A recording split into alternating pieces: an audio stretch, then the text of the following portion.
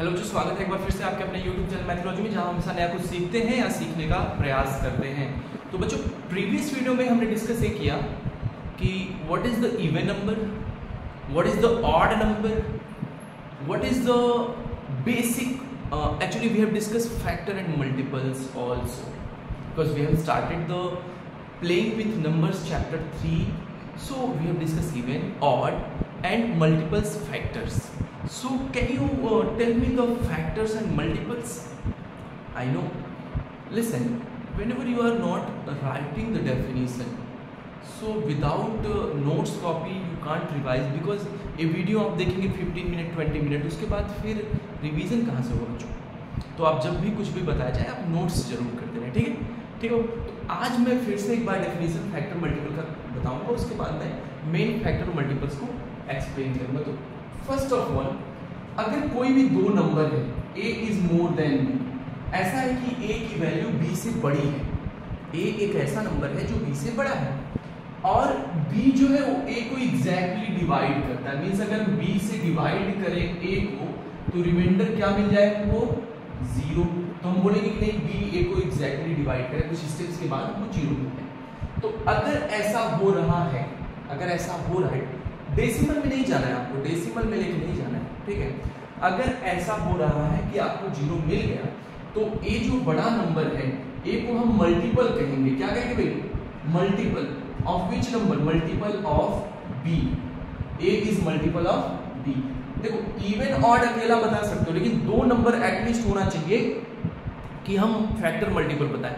अगर a factor है तो किसका है ये जरूर पता होना चाहिए, क्योंकि a फैक्टर है सिर्फ कह नहीं सकते, क्योंकि a हो सकता है फैक्टर किसी का हो किसी का ना भी हो, लेकिन इवन नंबर जो होता है वो हमेशा इवन होता है। तो यहाँ क्या है, a is multiple of b and b is factor of a, ठीक है। ये दो बात समझ में आई, a is multiple of b and b is factor of a। तो बस इसी क्रम में आगे बढ़ते हुए, ठीक है। तो चलिए फिर से एक बार डेफिनेशन समझा जाए कि if a divides b, a divides, no, I'm taking a more than b, then b divides a, then what? b divides a exactly means what? Remainder becomes 0, remainder is 0, then b is said to be, actually we have given the definition in the previous video, b is said to be factor of a and a is said to be multiple of b, ठीक है। ये तो previous बात हो गई। अगर हम b से डिवाइड किए a को, a आ गया 0, तो a will be the multiple. जो बड़ा नंबर होता है वो मल्टीपल होगा b का, b मतलब छोटा number, b is the factor of a, और जो छोटा वाला जो डिवाइड कर रहा है exactly that is said to be factor. तो पहले कुछ क्वेश्चन के रिमार्क देखते हैं, अब एराइज होता है कि नहीं, कैसे फाइंड करेंगे। तो पहले एक बात समझ लो, फाइंड करने का तरीका मैं आपको बताने जा रहा हूं। How to find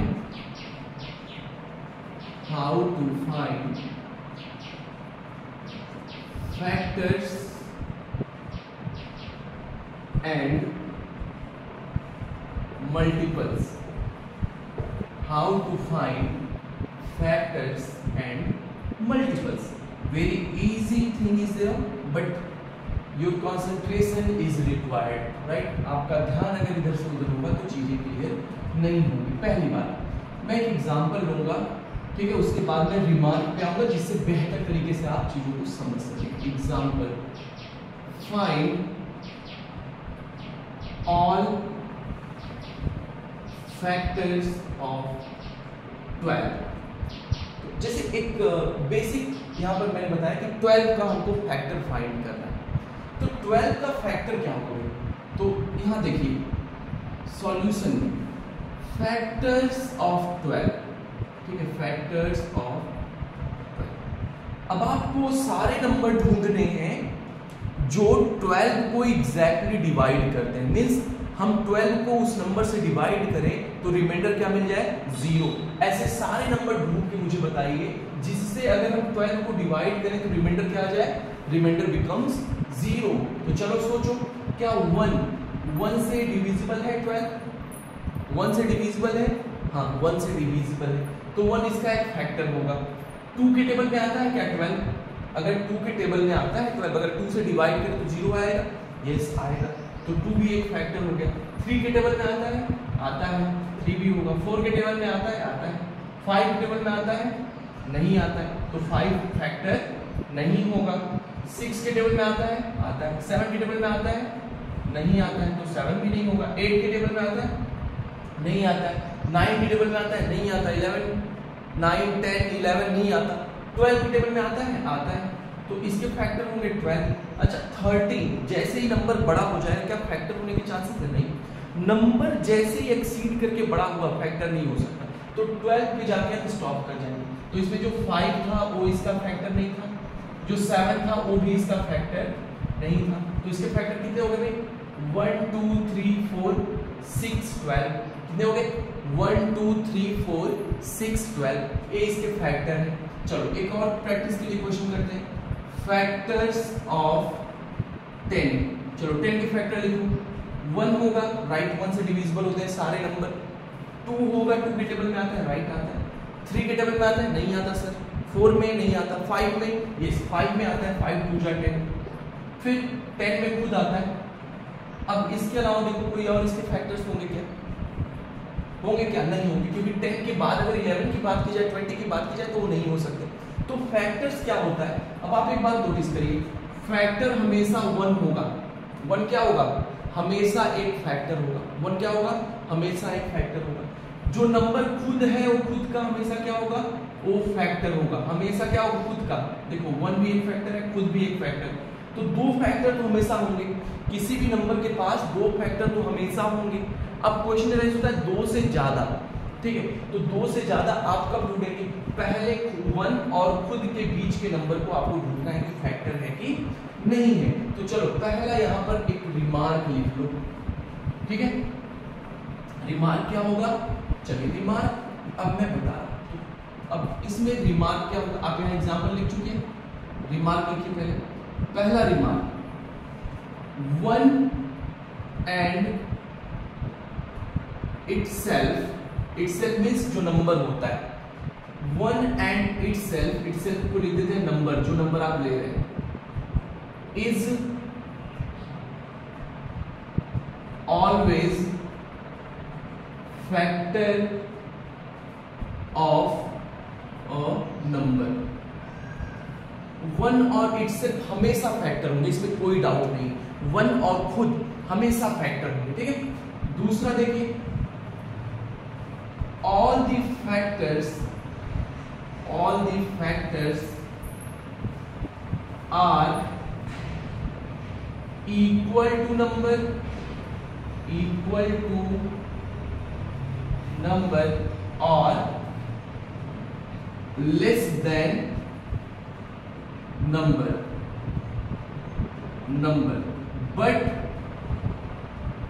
never exceeds number, ठीक है। ये जो नंबर है उससे छोटा होगा उसका फैक्टर या उसके इक्वल हो सकता है, लेकिन उस नंबर से बड़ा कभी भी नहीं होगा, right. All the numbers have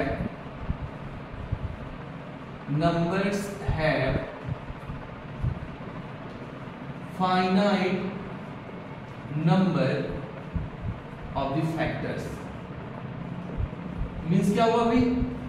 जितने भी नंबर्स हैं उनके फैक्टर्स को आप काउंट कर सकते हो, गिन सकते हो, फाइनाइट होते हैं। फैक्टर्स हमेशा क्या होते हैं? फाइनाइट होते हैं, ठीक है। अब यहाँ पर एक क्वेश्चन, सर 0 भी तो डिवाइड करना है, तो बेटा हमको नेचुरल नंबर से कलेक्शन करना है, हमको नेचुरल नंबर से लेना है, ठीक है। चलिए अब ये 3 रिमार्क याद रखिएगा, ठीक है। चलो फैक्टर निकालना सीख ली, अब आते हैं मल्टीपल्स पे। ठीक है, एक क्वेश्चन फिर लिखे, मल्टीपल्स देखेंगे, उसके बाद इसके रिमार्क को लिखेंगे, ठीक है। फिर अगर ये समय देखते हैं, लेंथी नहीं बना रहे वीडियो क्योंकि आप देख सके उसको, ठीक है। चलिए एक क्वेश्चन यहाँ पर फिर लिखे, एग्जाम्पल के तौर पे लिख सकते हैं, राइट 5 मल्टीपल्स ऑफ 2। हमको 2 के 5 मल्टीपल्स लिखने हैं। तो मल्टीपल्स क्या होते हैं भाई, जो 2 से डिवाइड होगा वो सब 2 का मल्टीपल होगा, और जो नंबर 2 को डिवाइड करेगा वो सारे 2 के फैक्टर्स होंगे। तो multiples of 2 will be what? अगर हमको लिखना है मल्टीपल्स, तो देखिए मल्टीपल्स लिखने का बहुत आसान तरीका बता रहे हैं, मल्टीपल्स ऑफ 2। तो क्या हो जाएगा, पहला 2 into 1 करिए, क्योंकि ये सब 2 के मल्टीपल है, बस आप करते जाइए, जितना कहा गया है लिख दीजिए। अब एक क्वेश्चन यहाँ राइज होता है, क्या मल्टीपल्स को काउंट कर सकते हैं कि कितना मल्टीपल होगा, कितने मल्टीपल हो सकते हैं किसी नंबर के पास? हाँ, इनफाइनाइट होंगे, ठीक है। हम काउंट नहीं कर सकते, जितनी बार मल्टीप्लाई करेंगे एक मल्टीपल मिलेगा। 2 1 जा 2, 2 2 जा 4, 6 8 10, तो ये 5 मल्टीपल्स हो गए। तो इसीलिए जो मल्टीपल्स होते हैं वो हमेशा unlimited in the sense infinite होते हैं। आप जितना कहा जाए आप उतना फाइंड कर सकते हैं, 10 फाइंड कर सकते हैं, 20 फाइंड कर सकते हैं, whatever the question. That's why मैंने यहाँ पहले रिस्ट्रिक्शन लगा दिया 5 multiples, you have to write only 5 multiple. तो अब एक क्वेश्चन रहता है, क्या खुद का कोई नंबर मल्टीपल होता है? तो हाँ बिल्कुल सही, सारे नंबर खुद के मल्टीपल होते हैं, ठीक है। और बाकी मल्टीपल्स क्या होंगे, उस नंबर से हमेशा क्या होंगे, बड़े होंगे। तो मल्टीपल्स के बारे में एक बात पता चल गई, मल्टीपल्स हमेशा नंबर के इक्वल होगा या मोर देन नंबर होगा, नंबर से छोटा कभी नहीं हो सकता। अगर मैं पूछूं क्या 2 का मल्टीपल 0 या 1 हो सकता है, तो बोलेंगे सर नहीं हो सकता क्योंकि 2 से छोटे हैं दोनों। तो अगर नंबर से छोटी वैल्यू पूछी जाने की क्या मल्टीपल है, तो बोलेंगे नहीं, चांस ही नहीं है, क्योंकि जो मल्टीपल्स होते हैं वो हमेशा नंबर के इक्वल या नंबर से बड़े होते हैं। तो थोड़ा दोनों रिमार्क को समराइज करो, फैक्टर और मल्टीपल को, तो आप देखोगे कि the number itself is always a factor and multiple. जो नंबर है वो खुद का हमेशा फैक्टर भी होता है और मल्टीपल भी होता है, इसमें कोई भी डाउट नहीं, ठीक है। तो चलो अब रिमार्क लिखा जाए, it's time to write remark. Remark number 1, all the multiples of the number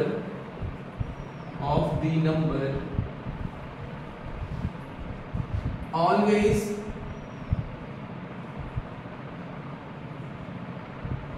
equal to number or more than the number। बात समझ में आ रहा है, more than the number, क्योंकि नंबर से छोटा होगा तो मल्टीपल नहीं हो सकता, नंबर से छोटा हुआ तो कभी भी मल्टीपल नहीं होगा। नंबर इटसेल्फ, ये जो नंबर है इटसेल्फ ऑलवेज अ मल्टीपल, ठीक है। कोई भी नंबर खुद का हमेशा क्या होता है, always a multiple of itself. खुद क्या होता है, खुद का मल्टीपल होता है।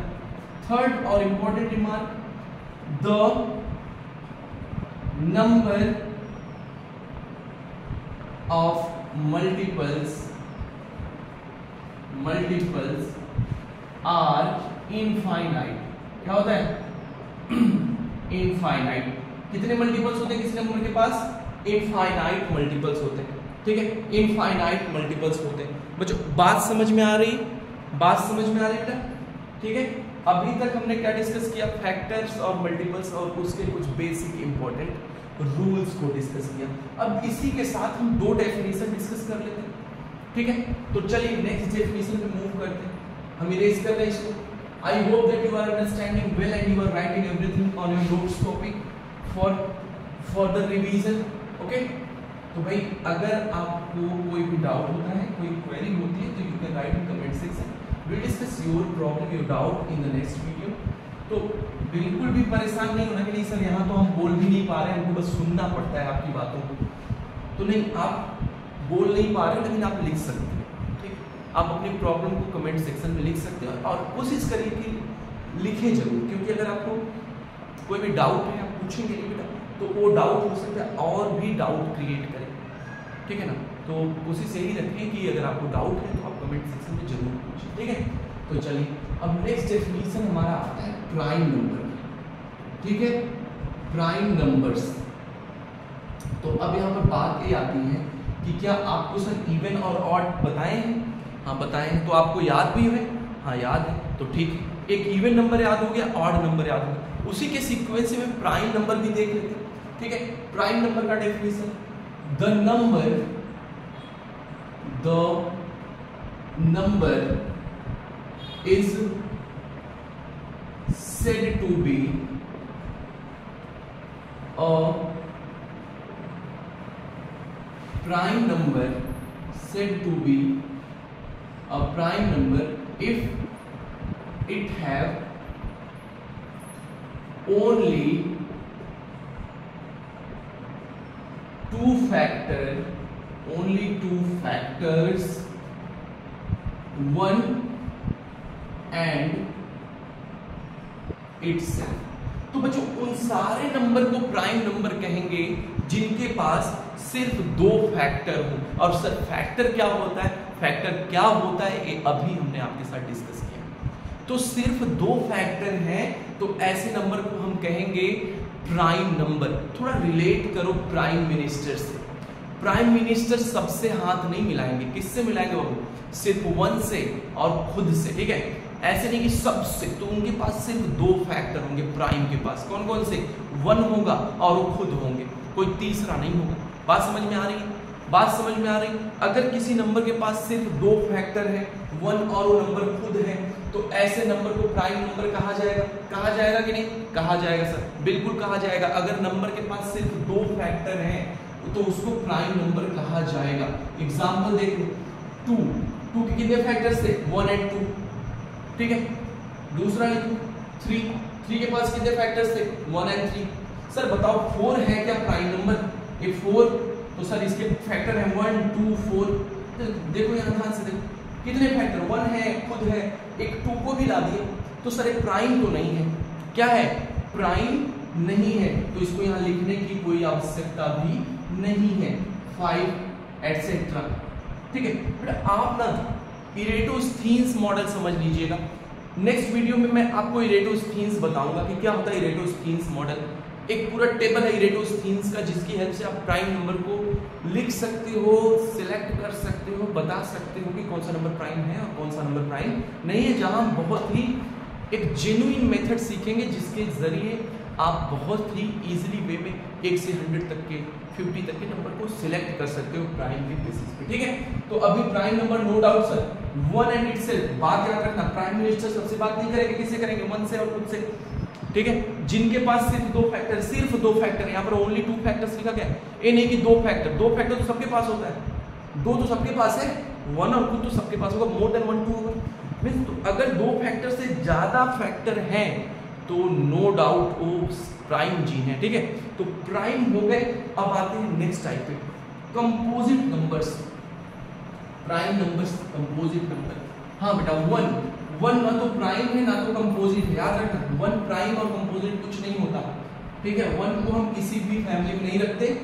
तो अभी आते हैं कंपोजिट नंबर्स, ठीक है। डोंट वरी, लास्ट डेफिनेशन होने वाला है आज की वीडियो में, आज के सेशन में। Composite numbers, okay, the numbers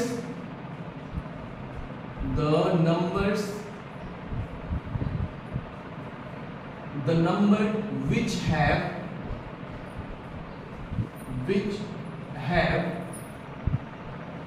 more than 2 factors, more than 2 factors is said to be composite number, is said to be a composite number। ऐसे नंबर को क्या बोलेंगे? एक कंपोजिट नंबर कहा जाएगा। कंपोजिट नंबर, तो कंपोजिट नंबर कब कहा जाएगा? जब नंबर के पास क्या हो? 2 फैक्टर से ज्यादा फैक्टर, मींस 1 हो, खुद हो, उसके अलावा एटलीस्ट 1 फैक्टर। तो इसका डेफिनेशन एक और समझ लो, if number have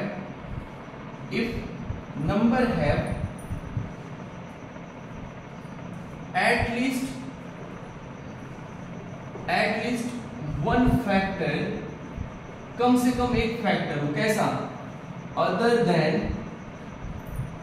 then one and itself, same meaning है दोनों का, ऐसा नंबर जिसके पास कम से कम एक और फैक्टर हो, किसके अलावा, खुद के और वन के अलावा, other than one and itself. अगर ऐसा कोई नंबर है जिनके पास मोर देन टू फैक्टर्स हो, या फिर एक ऐसा फैक्टर हो जो वन और खुद के अलावा हो, वन और खुद के अदर देन हो, तो हम, हालांकि दोनों का डेफिनेशन सेम है इसलिए मैंने और लगाया, ठीक है, क्योंकि दोनों सेम है, आप इसमें से कोई भी समझिए, मीनिंग सेम आ रही है, ठीक है। तो चलिए एक एग्जांपल लिखते हैं और फिर आज की क्लास को यहीं पर स्टॉप करते हैं। चलो, one neither prime nor composite, यहाँ पर कुछ basic definitions, basic remark I will discuss in the next video. Perfect number यहाँ पर रिलेट होता है, परफेक्ट नंबर बहुत अच्छा नंबर है, तो परफेक्ट नंबर समझेंगे, ठीक है। परफेक्ट स्क्वायर दूसरा है, परफेक्ट नंबर दूसरा, तो हम परफेक्ट नंबर किसको कहेंगे वो भी डिस्कस करेंगे, डोंट वरी। तो एक एग्जांपल लिख, one neither prime nor composite, two is a prime number, three is a prime number, तो first number is 4 is a composite number, ठीक है, 5 नहीं 6 7 8 9 etc। बच्चों एक बात मैं बता दूं, सिर्फ 2 एक ऐसा नंबर है, 2 जो इवन नंबर भी है और प्राइम नंबर भी है, नहीं तो दुनिया में ऐसा कोई दूसरा नंबर नहीं है जो इवन भी हो और प्राइम भी हो अदर देन 2। तो कुछ रिमार्क हैं जो हम नेक्स्ट वीडियो में डिस्कस करेंगे, ठीक है। तो अभी तक बस इतना ही, फिर मिलते हैं नेक्स्ट वीडियो में, ठीक है। तो बच्चों लास्ट में एक रिक्वेस्ट है कि ये वीडियो उन सभी बच्चों तक जरूर पहुंचाएं जो लोग फ्री ऑनलाइन क्लास करना चाहते हैं, बिल्कुल इजी लैंग्वेज में मैथ समझना चाहते हैं। ये उत्थान बैच जो मैथोलॉजी आपके लिए लेकर आया है, सिर्फ आप सबके लिए है कि बिल्कुल ही बेटर वे में, इजी लैंग्वेज में आपको मैथ समझाया जा सके, क्योंकि देखिए जब तक आप चीज़ों को समझेंगे नहीं, वो चीज़ें आपको आसान नहीं लगेगी और आप उसको बहुत अच्छे से नहीं कर पाएंगे। तो बस एक पर्पज़ यही है कि नई चीज़ों को आप बेहतर ढंग से समझ सकें। तो ज़रूर शेयर कर दीजिए, फिर मिलते हैं नेक्स्ट वीडियो में। Thank you so much.